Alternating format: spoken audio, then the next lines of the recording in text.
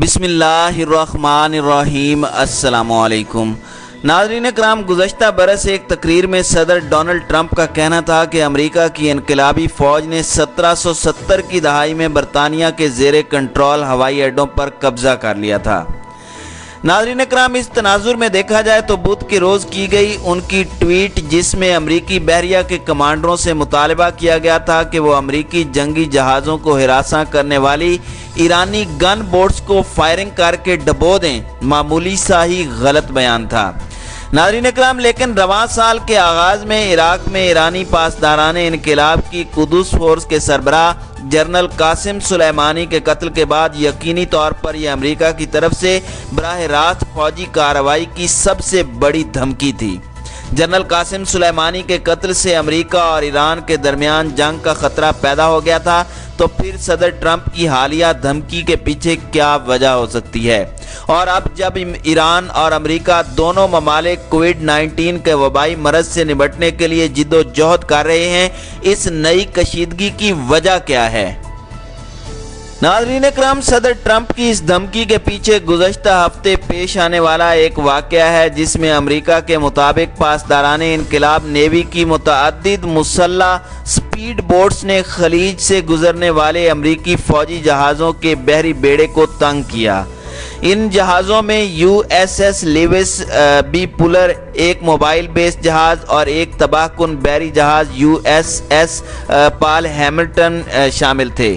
امریکی بحریہ کا کہنا ہے کہ ایک تیز رفتار ایرانی گن بوٹ نے ان جہازوں کو کاٹتے ہوئے امریکی کوسٹ گارڈ کٹر کے سامنے 10 گز تک کا فاصلہ عبور کیا۔ ناظرین کرام، پاسداران انقلاب نے تصادم کا اعتراف کیا ہے، لیکن انہوں نے اس کا الزام امریکیوں پر ڈالا ہے۔ جمعرات کے روز پاسداران انقلاب کے کمانڈر ان چیف جنرل حسین سلامی کا کہنا تھا کہ انہوں نے ایران کی بحری فوجوں کو خلیج فارس سے کسی بھی امریکی دہشت گرد فورس جس سے ایران کی فوج یا غیر عسکری جہاز رانی کو خطرہ ہو، ختم کرنے کا حکم دیا ہے۔ اب الفاظ کی اس جنگ کے عملی جنگ میں بدلنے کا خطرہ نظر آ رہا ہے۔ ناظرین کرام، بہرحال صدر ٹرمپ کے ٹویٹر پر دیے گئے حکم میں تھوڑی بہت تبدیلی آئی ہے۔ خلیج میں امریکی جنگی جہازوں کے کمانڈروں کے پاس پہلے ہی اپنے عملے کی زندگیوں اور ان کے جہازوں کی حفاظت کے لیے جو بھی اقدامات وہ ضروری سمجھیں کرنے کی صلاحیت موجود ہے، اور وہ چھوٹی ایرانی کشتیوں کے ہتھ کنڈوں سے نمٹنے کے عادی بھی ہیں۔ لیکن اس واقعہ سے ظاہر ہوتا ہے کہ دنیا بھر کی توجہ وبائی مرض پر ہونے کے باوجود پہلے سے موجود بین الاقوامی تناؤ وہیں کا وہیں موجود ہے، بلکہ ہو سکتا ہے اس میں اضافہ ہوا ہو۔ اس کی وجہ یہ ہے کہ امریکہ اور ایران ایک دوسرے کے حوالے سے مستقل اسٹریٹجک اہداف رکھتے ہیں، جن میں کوئی تبدیلی نہیں آئی۔ ایران خطے میں امریکی اثر و رسوخ کو کم کر کے اپنی طاقت بڑھانا چاہتا ہے۔ مثال کے طور پر شام میں کیے گئے حالیہ اسرائیلی فضائی حملوں سے ظاہر ہوتا ہے کہ ایران اور اس کے اتحادی ابھی بھی پورے زور و شور سے وہاں اپنے مقاصد کی تکمیل کے لیے سرگرم عمل ہیں۔ ناظرین کرام، ایران میں کووڈ-19 کے بحران اور اس کے نتیجے میں پیدا ہونے والی افراتفری اور غیر یقینی صورتحال سے سخت گیر رہنماؤں کو فائدہ پہنچنے کا خطرہ موجود ہے، اور ہو سکتا ہے ایران کے کچھ رہنماؤں کو ایسا لگا ہو کہ چونکہ امریکہ کو اپنے ملک میں چیلنجز درپیش ہیں، اس لیے شاید وہ خلیج میں کسی بھی کارروائی میں کم دلچسپی رکھتا ہو۔ دوسری طرف ٹرمپ انتظامیہ اس امید پر ایران پر زیادہ سے زیادہ دباؤ کی اپنی پالیسی کو دگنا کر رہی ہے کہ شاید یہ وبائی مرض بالآخر تہران میں اسلامی حکومت کے خاتمے کا سبب بن سکتا ہے۔ اسی دوران ایران دوسرے محاذوں پر پیش رفت جاری رکھے ہوئے ہے۔ ناظرین اکرام، بدھ کے روز ایران نے اپنی سیٹلائٹ مدار میں بھیجی ہے۔ پاسداران انقلاب کا دعویٰ ہے کہ یہ ایک فوجی سیٹلائٹ ہے جسے شمالی کوریا کی ٹیکنالوجی استعمال کرتے ہوئے بنایا گیا ہے۔ اس سے یہ ظاہر ہوتا ہے کہ ایران کے میزائل پروگرام میں مزید بہتری آتی جا رہی ہے۔ اگرچہ ایران عالمی طاقتیں کہلانے والے ملکوں کے ساتھ کیے گئے 2015 معاہدہ کا حصہ ہے، جو اس کی جوہری سرگرمیوں کو محدود کرتا ہے، لیکن وہ اس معاہدے کی متعدد شرائط کی خلاف ورزی کر رہا ہے۔ ماہرین کو تشویش ہے کہ اگرچہ تہران کے لیے بہت سے اقدامات ایسے ہیں کہ ان کا رخ موڑا جا سکتا ہے، لیکن شاید وہ اس مقام کی طرف بڑھ رہا ہے جہاں وہ کاربن فائبر سینٹریفیوز یعنی یورینیم کی افزودگی کے لیے ضروری مشینری کو بین الاقوامی معائنے سے بالا تر کر سکتے ہیں۔ ناظرین اکرام، اگر تھوڑے عرصے کے لیے کم توجہ دی جائے تو شاید امریکہ ایران کشیدگی کم ہو جائے، لیکن ایسا ہونے کے کوئی آثار نظر نہیں آتے۔ اچانک کسی تنازع کے پھوٹ پڑنے کا خطرہ اب بھی اتنا ہی برقرار ہے، بلکہ شاید پہلے سے بھی زیادہ، کیونکہ دونوں ممالک کورونا وائرس کے باعث ایک دوسرے کی کارروائی کرنے کی صلاحیت کے متعلق مغالطے کا شکار ہیں۔ ناظرین اکرام، خیال رہے کہ نئے سال کا آغاز ایران کے لیے زیادہ اچھا نہیں رہا۔ 3 جنوری کو امریکہ نے ایران کے اہم ترین کمانڈرز میں سے ایک جنرل قاسم سلیمانی کو ہلاک کیا۔ ایران میں اس پر سخت غم و غصہ دیکھا گیا اور سڑکوں پر جنرل سلیمانی کی حمایت میں عوام کا سیلاب نکل آیا۔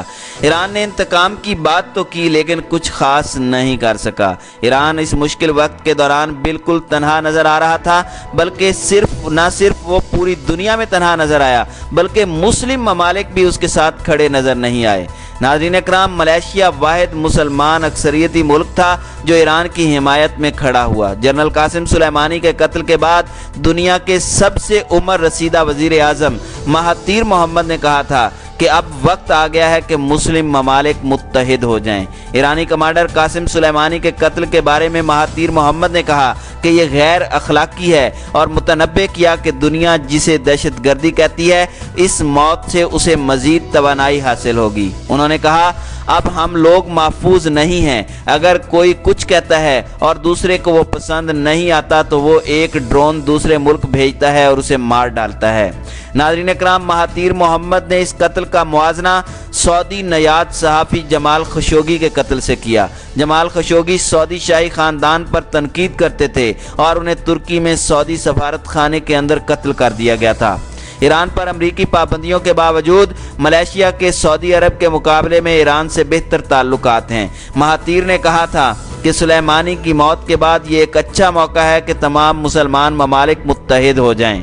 مہاتیر محمد 1981 سے 2003 تک ملائیشیا کے وزیر اعظم رہے اور انہوں نے ایک بار پھر 2018 میں انتخابات میں کامیابی حاصل کی تھی۔ کئی تجزیہ کاروں کا خیال ہے کہ مہاتیر محمد مسلم دنیا کو متحد کرنے کی بات ایسے وقت میں کر رہے تھے جب عالم اسلام پہلے سے کہیں زیادہ الجھا ہوا ہے۔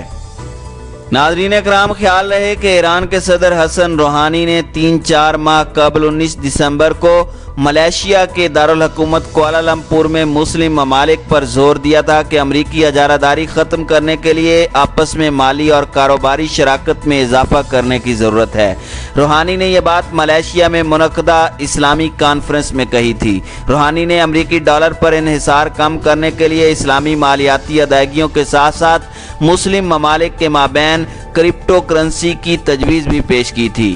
ایرانی صدر نے کہا تھا کہ امریکہ اپنا تسلط اور اجارہ داری برقرار رکھنے کے لیے معاشی پابندیوں کو بطور ہتھیار استعمال کرتا ہے۔ 3 روزہ کانفرنس کی افتتاحی تقریب میں حسن روحانی نے کہا تھا کہ مسلم ممالک کو امریکہ کی مالی حکمرانی اور اس کے ڈالر کے تسلط کو کم کرنے کے لیے مشترکہ اقدامات کرنے کی ضرورت ہے۔ اس کانفرنس میں ایران کے علاوہ ترکی اور قطر بھی شامل تھے۔ ناظرین اکرام، دوسری جانب دنیا کے 2 سب سے بڑے مسلم ممالک انڈونیشیا اور پاکستان نے اس کانفرنس میں شرکت نہیں کی تھی۔ پاکستان نے تو پہلے شرکت کے لیے حامی بھری تھی لیکن پھر سعودی عرب کے دباؤ میں آ کر وہ شریک نہیں ہوا تھا۔ اس کانفرنس میں جہاں عالم اسلام کے متحد ہونے کی بات کی جا رہی تھی، وہیں دوسری طرف اس میں موجود گہرے اختلافات بھی منظر عام پر آئے۔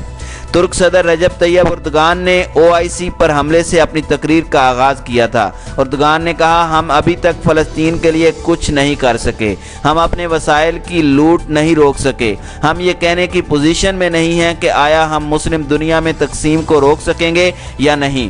دنیا کے 94% تنازعات مسلمانوں کے مابین ہیں اور مغربی ممالک بھی سب سے زیادہ اسلحہ مسلم دنیا میں فروخت کر رہے ہیں۔ مسلمان ایک دوسرے سے لڑنے کے لیے ہتھیار خریدنے میں اپنے وسائل استعمال کر رہے ہیں، جبکہ مغربی ممالک اسے محض کاروبار سمجھ رہے ہیں۔ ناظرین اکرام، ایران ابھی بظاہر تنہا ہے اور صرف ملائیشیا کی حمایت سے وہ شاید کچھ عرصہ نہیں کر سکے گا۔ ایسے میں یہ نظر آتا ہے کہ عالم اسلام کو متحد کرنے کا خواب 94 سالہ مہاتیر محمد کے لیے شاید خواب ہی رہے گا۔